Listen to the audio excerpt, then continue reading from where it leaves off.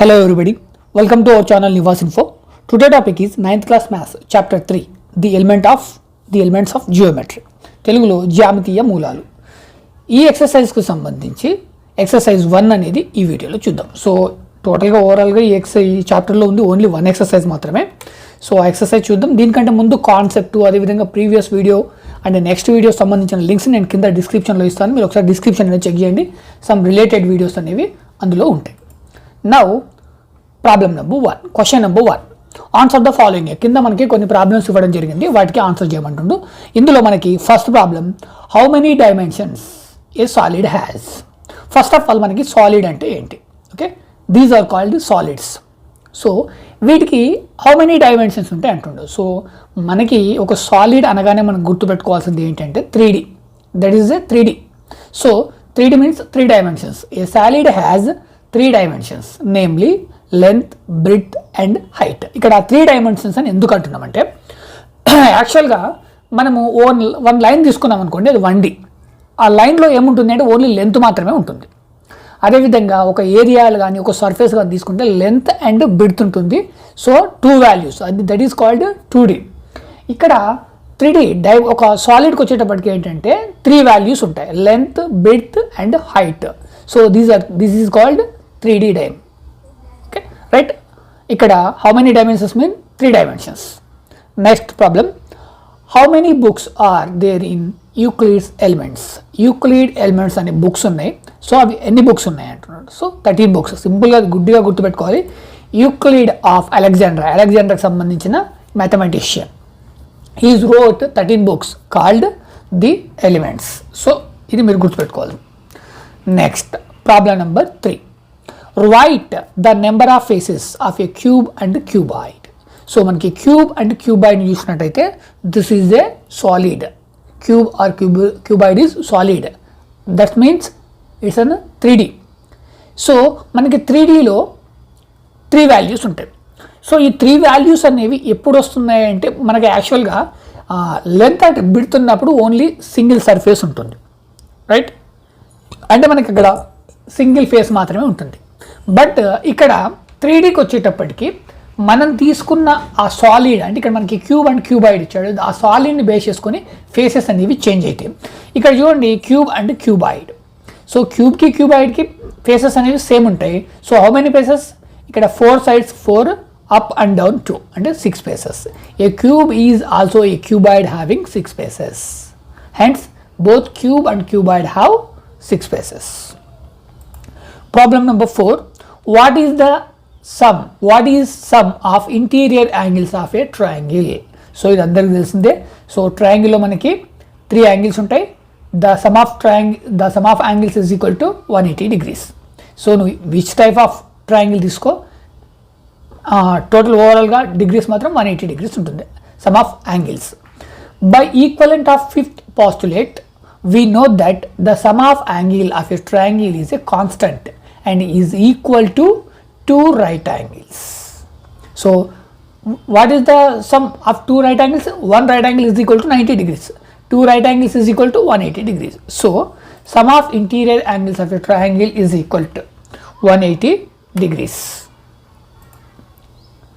Problem number 5, right 3 undefined terms of geometry. మనకి జియోమెట్రీలో కొన్ని words అంటే కొన్ని డెఫినేషన్స్ లేకుండా మనకి కొన్ని టర్మ్స్ ఉన్నాయి. సో అవి ఎందుకు అంటే మనకి ప్రతి ఒక్క టర్మ్ కూడా డెఫినేషన్ ఇస్తూ పోతే అక్కడ ఒక డెఫినేషన్ ఎక్స్ప్లెయిన్ చేయడానికి ఇంకొక డెఫినేషన్ని మనం అక్కడ మళ్ళీ ఎక్స్ప్లెయిన్ చేయాల్సి వస్తుంది. సో ఇలా చేస్తూ పోతూ ఉంటే మనకి ఏమవుతుంది అంటే కొన్నిటిని పర్ఫెక్ట్గా చేయలేము, లేదా మనకి అక్కడ మీనింగ్ అనేది చేంజ్ అయిపోతుంది. దానివల్ల ఏం చేస్తారంటే ఆల్ మ్యాథమెటిషియన్స్ యాక్సెప్టెడ్. సో కొన్ని కొన్ని టర్మ్స్ అనేది అన్డిఫైన్డ్ టర్మ్స్ ఉన్నాయి. అవి సింపుల్గా ఏంటంటే పాయింట్ డిఫైన్ చేయమంటే మనం పెద్దగా సింపుల్గా మనకు ఒక డాట్ అంతవరకు మాత్రమే. సో దానికి పెద్దగా డెఫినేషన్ అంటే ఏముండదు. At the same time line, at the same time ప్లేన్కి మనం డెఫినేషన్ ఇవ్వచ్చు, but this is also undefined term. In geometry, a point, a line and a plane are the undefined terms. Basic undefined terms ఏంటంటే ఇవి మనం గుర్తుపెట్టుకోవాల్సింది.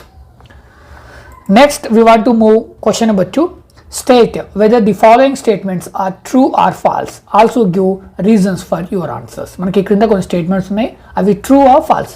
So నువ్వు true అని చెప్పినా ఫాల్స్ అని చెప్పినా what is the reason behind that. So first one, A only one line can pass through a given point. So ఇది ట్రూ ఆర్ ఫాల్స్. మనకి only one line can pass through a given point. మనకి ఒక point అనేది ఉంది. ఈ point ద్వారా ఇక్కడ నేను ఒక పాయింట్ తీసుకుంటున్నాను. ఓకే, ఈ పాయింట్ని బేస్ చేసుకొని ఒక లైన్ అనేది డ్రా చేస్తాను. సో మనకి క్వశ్చన్లో only one line can pass అంటున్నాడు. సో ఈ పాయింట్ని బేస్ చేసుకొని మనం ఓన్లీ వన్ లైన్ మాత్రమే డ్రా చేయగలమా? లేదు, నెంబర్ ఆఫ్ డ్రా చేయగలం.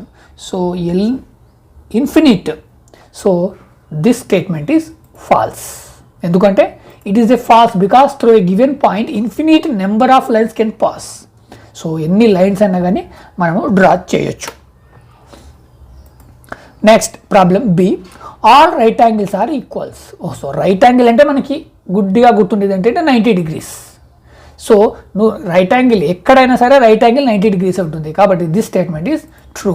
దానికి సింపుల్గా నేను ఒక ఇమేజ్ చూపిస్తున్నాను. ఇక్కడ ఏబిసి, ఇక్కడ డిఈఎఫ్, ఇక్కడ ఐజిహెచ్. సో ఎక్కడైనా సరే మనకి మీరు ఎక్కడైనా సరే రైట్ యాంగిల్ ఎక్కడ ఉంది అంటే that is 90 degrees.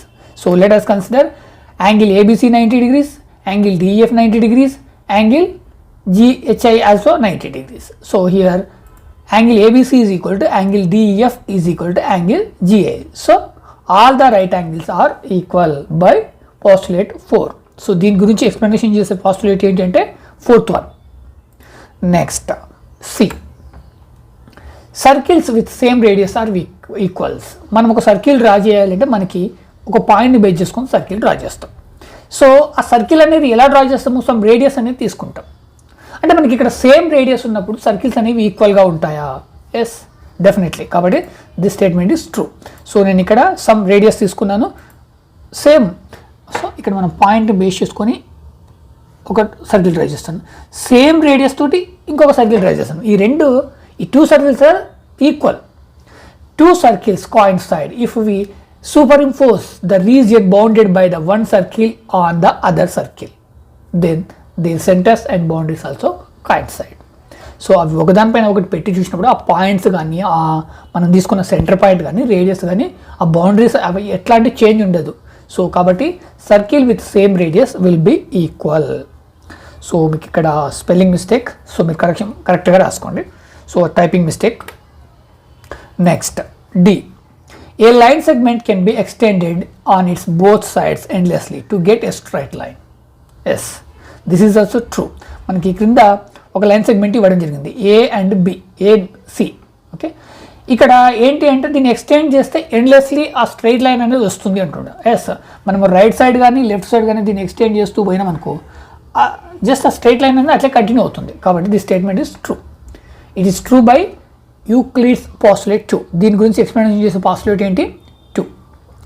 Next one, E from the figure AB greater than AC. ఇక్కడ మనకి ఇదే ఫిగర్కి సంబంధించి question, AB is greater than AC అంటుంది. ఇక్కడ ఏబి చూస్తే ఏబి అనేది టోటల్ లైన్ సెగ్మెంట్, ఏసీ అనేది సి అనేది మిడ్ పాయింట్. అంటే ఏసీ అనేది ఎక్కడి నుంచి వస్తుంది? ఇక్కడ వరకు ఇక్కడికి వస్తుంది. అంటే ఇందులో హాఫ్ ఉంటుంది. కాబట్టి this statement is true. AB greater than AC. C is the mid point of line segment AB, dividing the lines into 2 halves. అంటే here AC is equal to BC. So AB is equal to AC plus BC. ఇక్కడ total AB is equal to AC plus BC. So AB greater than AC.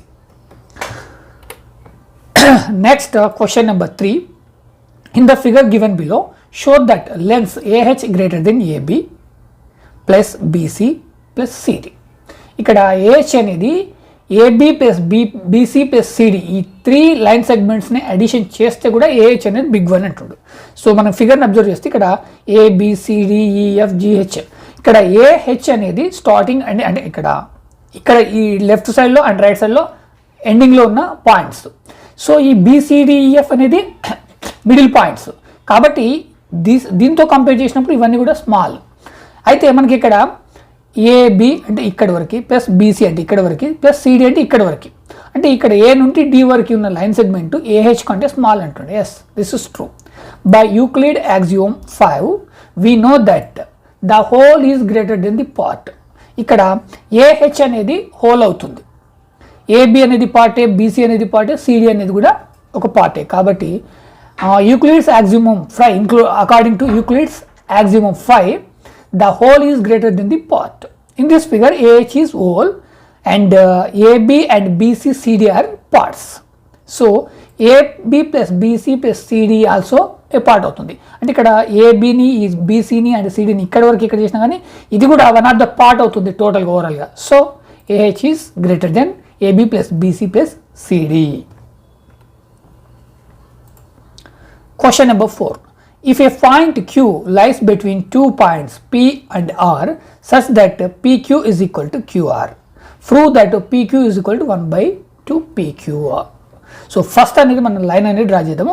ఇక్కడ given a point Q lies between 2 points P and R such that PQ is equal to QR. అంటే ఇక్కడ PQ is equal to QR అంటుండు, Q is the middle point అంటుండు. So lies between 2 points P and మనకి ఇక్కడ P and R తీసుకున్నట్టయితే దాన్ని మిడిల్లో Q అనేది ఉంది. అప్పుడు ఏమవుతుంది, PQ is equal to QR అవుతుంది. సో ఇక్కడ పిక్చర్ చూడండి, ఇక్కడ ఒక పిక్చర్ P, ఇక్కడ R, వీటి మిడిల్లో Q ఉంది. అంటే ఇక్కడ P నుండి Q వరకు ఎంత లెంత్ ఉంటుందో Q నుంచి R వరకు కూడా అంతే లెంత్ ఉంటుంది. So adding PQ on both side, అంటే ఇక్కడ PQ is equal to QR అన్నప్పుడు ఈ QR ప్లస్లో కూడా మనం PQ తీసుకోవచ్చు. కాబట్టి PQ plus PQ is equal to QR plus PQ. So ఇక్కడ QR plus PQ is equal to ఎంత లెంత్ ఉంటుందో PQ ప్లస్ PQ, అంటే ఇక్కడ నుంచి ఇక్కడ ఈ 2 హాఫ్స్ని అడిషన్ చేసినా సేమ్ ఉంటుంది, లేదా ఈ హాఫ్ని అడిషన్ చేసినా సేమ్ ఉంటుంది. దానికి సంబంధించిన ఈక్వేషన్ ఇది. ఈక్వేషన్ దగ్గర కన్ఫ్యూజ్ అవ్వద్దు. ఇక్కడ PQని 2 టైమ్స్ తీసుకున్నాం. సో సమ్ ఎంత ఉంటుంది, equal to QR plus P, అంటే ఈ టోటల్ సమ్కి ఈక్వల్గా ఉంటుంది. ఇక్కడ PQస్ అనే 2 టైమ్స్ తీసుకున్నాం కాబట్టి 2PQ అవుతుంది, ఈజ్ ఈక్వల్ టు PR. అంటే PR అంటే ఇక్కడ total length, PQ plus QR ఎంత అవుతుంది, PR అంటే టోటల్ లెంత్ అవుతుంది. సో ఓన్లీ నాకు PQ వాల్యూ కావాలంటే PQని ఇలాగే ఉంచుకొని 2ని రైట్ సైడ్ తీసుకెళ్తే అప్పుడు PQ is equal to 1 by 2 QR అవుతుంది. That is hence proved. Next question number 5. Draw an equilateral triangle whose sides are 5.2 centimeters each. ఇక్కడ 5.2 సెంటీమీటర్స్ తీసుకొని ఒక ఈక్వలేటరల్ ట్రయాంగిల్ అనేది డ్రా చేయమంటుండు. సో మనకి యూక్లిడ్స్ థర్డ్ పాస్టులేట్ అనేది ఒక థీరం ఉంది, దాన్ని బేస్ చేసుకుని దీన్ని డ్రా చేయాలి. ఇక్కడ నేను ఒక పాయింట్ తీసుకున్నాను, ఇంకొక పాయింట్ తీసుకున్నాను. ఈ పాయింట్కి మిడిల్ లెంత్ ఎంత, 5.2 సెంటీమీటర్స్, రైట్. ఇప్పుడు ఈ పాయింట్ని బేస్ చేసుకొని నేను ఒక సర్కిల్ డ్రా చేస్తున్నాను. సో రేడియస్ కూడా ఈ 5.2 తీసుకోవాలి ఇక్కడ. నెక్స్ట్ ఈ పాయింట్ని బేస్ చేసుకొని మళ్ళీ ఇంకొక సర్కిల్ డ్రా చేస్తున్నాను. ఈ 2 సర్కిల్స్ ఇక్కడ ఇంటర్సెక్ట్ అయినాయి. ఇక్కడ ఒక పాయింట్ తీసుకోండి, 3 పాయింట్ని బేస్ చేసుకొని లైన్స్ అనేది డ్రా చేయండి, మనకి ట్రయాంగిల్ వస్తుంది. This is the equilateral triangle. According to Euclid's third postulate, we know that we can draw a circle with any center and any radius. Question number 6. What is an conjecture? Give an example for it. ఇక్కడ conjecture అంటే ఏంటి? So మనం స్టార్టింగ్లోనే మాట్లాడుకున్నాం, ప్రతి ఒక్క term కూడా define చేయాలంటే ఇట్స్ నాట్ పాసిబుల్. ఒక టర్మ్ను డిఫైన్ చేయడానికి మనం ఒక డెఫినేషన్ తీసుకున్నప్పుడు మళ్ళీ అందులో నెంబర్ ఆఫ్ టర్మ్స్ వస్తాయి. సో ఆ టర్మ్స్ అలాగే అది అన్లిమిటెడ్, ఇన్ఫినిట్ అవుతుంది తప్ప అది ఎక్కడ కూడా ఎండ్ అవ్వదు. అండ్ దానివల్ల ఇక్కడ ఏంటంటే ఒక టర్మ్ను డిఫైన్ చేయడం వల్ల ఇంకొక టర్మ్ అనేది ఇక్కడ డిస్టర్బ్ అవుతుంది. దానివల్ల ఏంటంటే all mathematicians are accepted. So కొన్ని అన్డిఫైన్డ్ టర్మ్స్ అనేది వదిలేయాలి. Sometimes a certain statement that we think is to be true, but that is an educated guess based on observations. మనము ఒక స్టేట్మెంట్ మనకు తెలిసిన డైలీ లైఫ్లో కానీ ఇంకెక్కడైనా కానీ ఒక స్టేట్మెంట్ తీసుకున్నప్పుడు అది ట్రూ ఆర్ ఫాల్స్ అనేది మనం ఈజీగా చెప్పగలుగుతాం. ఎలా చెప్పగలుగుతాము? Based on observation and educated guess. మనకున్న నాలెడ్జ్ని బేస్ చేసుకుని మనం అక్కడ అబ్జర్వేషన్ దాన్ని బేస్ చేసుకుని ఇది ట్రూ ఆర్ ఫాల్స్ అనేది మనం చెప్తాం. Such statements which are neither proved or nor disproved are called conjectures. ఇక్కడ మనం ఆ స్టేట్మెంట్స్ ఏవైతే ఉన్నాయో మనం ట్రూ అండ్ ఫాల్స్ అనుకున్నప్పుడు ట్రూ అని మనము ఎక్స్ప్లెయిన్ చేయడానికి సమ్ రీజన్స్ ఉంటాయి, అంటే ఒక థీరం అనేది ఉంటుంది. అదే నాట్ ట్రూ అని చెప్పడానికి కూడా మనకు ఒక థీరం ఉంటుంది. బట్ ఇది ప్రతి చోట పాసిబుల్ కాదండి, దాన్ని ప్రూవ్ చేయడం అనేది ప్రతి చోట పాసిబుల్ కాదు. అలా ప్రూవ్ చేయకపో. సో వాటిని మనం ఏమంటామంటే హైపోథిసిస్, దాన్ని కంజెక్చర్స్ అంటాం. Mathematicals discovers often start out and conjectures. మరి ఇక్కడ దాన్ని ప్రూవ్ చేసినా ప్రూవ్ చేయకపోయినా హైపోథీసిస్ అనము. మరి ప్రూవ్ అయింది అంటే దానికి ఒక థీరం అనేది ఉంటుంది.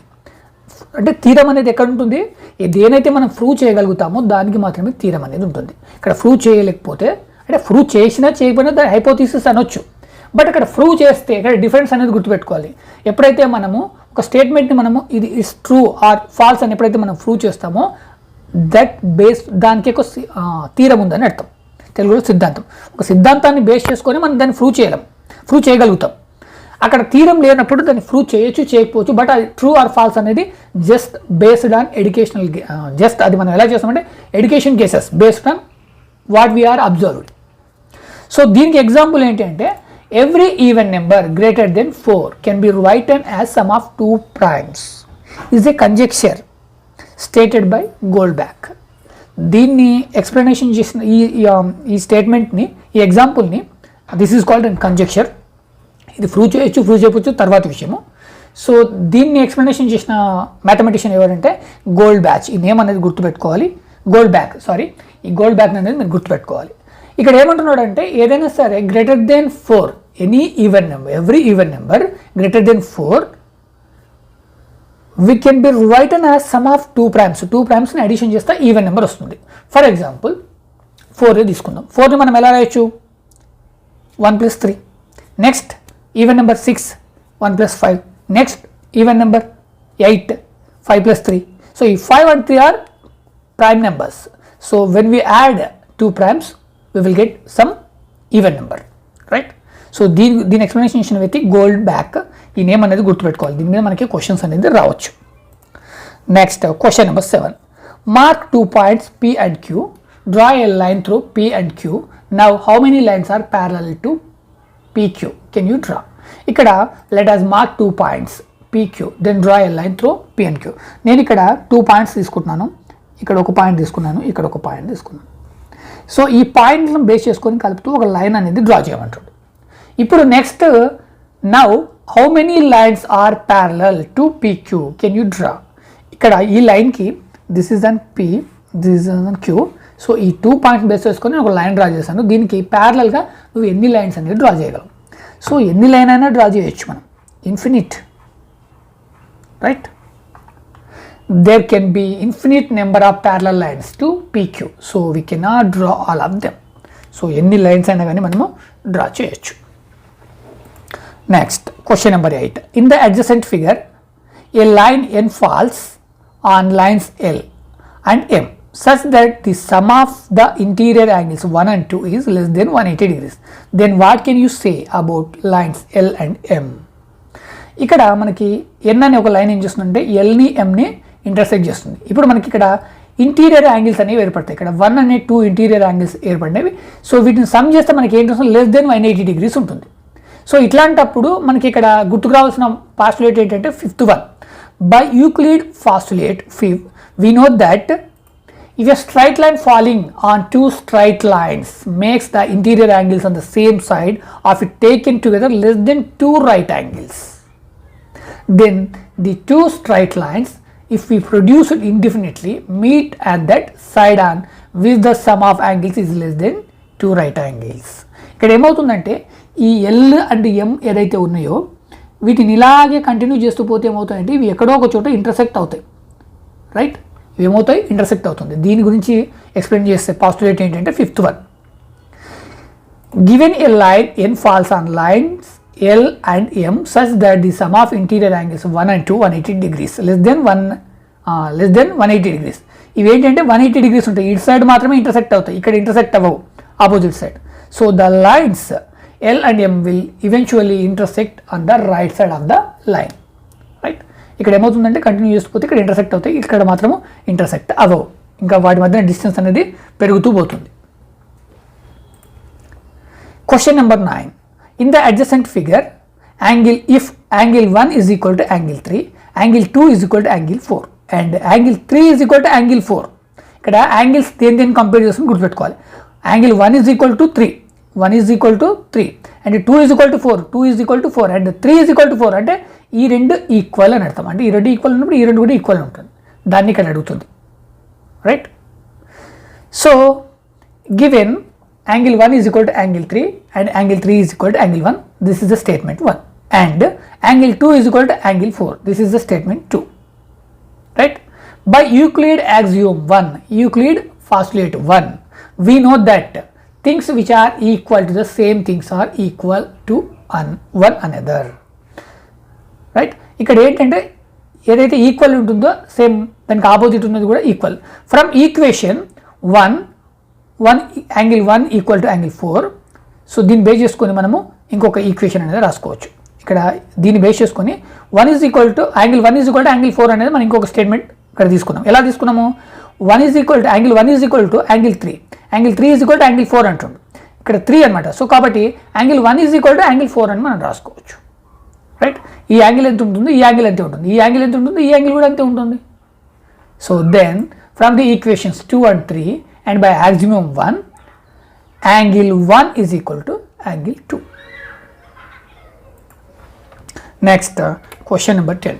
In the adjacent figure, we have bx is equal to 1 by 2 ab, by is equal to 1 by 2 bc and of bc, and ab is equal to bc. Show that bx is equal to by. ఇక్కడ ఏంటంటే AB ఉంది, అదేవిధంగా BC ఉంది. వీటికి mid point X, దీనికి mid point Y. Right? ఇక్కడ ఏమంటున్నాడు అంటే bx is equal to okay, bx is equal to half AB అంటే ఇది మిడ్ పాయింట్ కాబట్టి సో హాఫ్ ఏబి అవుతుంది. అదేవిధంగా by is equal to half BC, ఈ టోటల్ని హాఫ్ చేస్తే మళ్ళీ బి. సో అంతే అనమాట. కాబట్టి ఇక్కడ bx is equal to by అనేది ప్రూవ్ చేయమంటాడు. So given AB is equal to BC, one statement, and the second statement is BX is equal to 1 by 2 AB, half AB, and BY is equal to half BC. This is the statement 2. So మనం ఇక్కడ axiom, Euclid axiom 7, we know that things or halves of the same things are equal to one another. So based on statement 1 and 2, from 1 and 2, BX is equal to by. So వీటిని observe చేసినప్పుడు ఈ bx అనేది ఈ టోటల్లో half, ఈ by అనేది ఈ టోటల్లో half, కాబట్టి bx is equal to by. ఈ వీడియో కనుక మీకు నచ్చినట్లయితే లైక్ చేయండి, షేర్ చేయండి, అదేవిధంగా నా ఛానల్ని సబ్స్క్రైబ్ చేసుకోండి. నెక్స్ట్ వీడియో కోసం వీడియో చివరిలో వచ్చే thumbnail సెలెక్షన్ చేసుకోండి, లేదా వీడియో యొక్క డిస్క్రిప్షన్ చెక్ చేయండి. మీకు అందులో next and previous video links and అదేవిధంగా సమ్ రిలేటెడ్ వీడియో లింక్స్ అనేది నేను లింక్స్ ఇవ్వడం జరుగుతుంది. ఆ లింక్స్ని క్లిక్ చేయడం వల్ల కూడా మీరు నా వీడియోస్ చూడొచ్చు. లేదా ఈ వీడియో కింద నివాస్ ఇన్ఫో అనే ఛానల్ నేమ్ కనిపిస్తుంది, ఆ ఛానల్ పైన క్లిక్ చేయండి, మీకు ఛానల్ అనేది ఓపెన్ అవుతుంది. మీకు అందులో హోమ్, వీడియోస్, ప్లేలిస్ట్ అనే ఆప్షన్స్ ఉంటాయి. పర్టికులర్ ఒక టాపిక్ సంబంధించిన వీడియోస్ కావాలంటే మీరు ప్లేలిస్ట్ని సెలెక్షన్ చేసుకోండి. ఏదైనా ప్లేలిస్ట్ని సెలెక్షన్ చేసుకుంటే దానికి సంబంధించిన టోటల్ వీడియోస్ అనేది అక్కడ డిస్ప్లే అవుతాయి. హోమ్ని సెలెక్షన్ చేసుకున్నట్టయితే నేను లేటెస్ట్గా ఏదైతే వీడియోస్ అప్లోడ్ చేస్తానో అవి మాత్రమే డిస్ప్లే అవుతాయి. వీడియోస్ని సెలెక్షన్ చేసుకుంటే మీకు టోటల్ వీడియోస్ డిస్ప్లే అవుతాయి. బట్ మీకు పర్టికులర్ ఒక సబ్జెక్టుకి సంబంధించి కాకుండా నేను ఏ విధంగా అయితే అప్లోడ్ చేశానో ఆ విధంగానే అక్కడ డిస్ప్లే అవుతాయి. Thank you so much.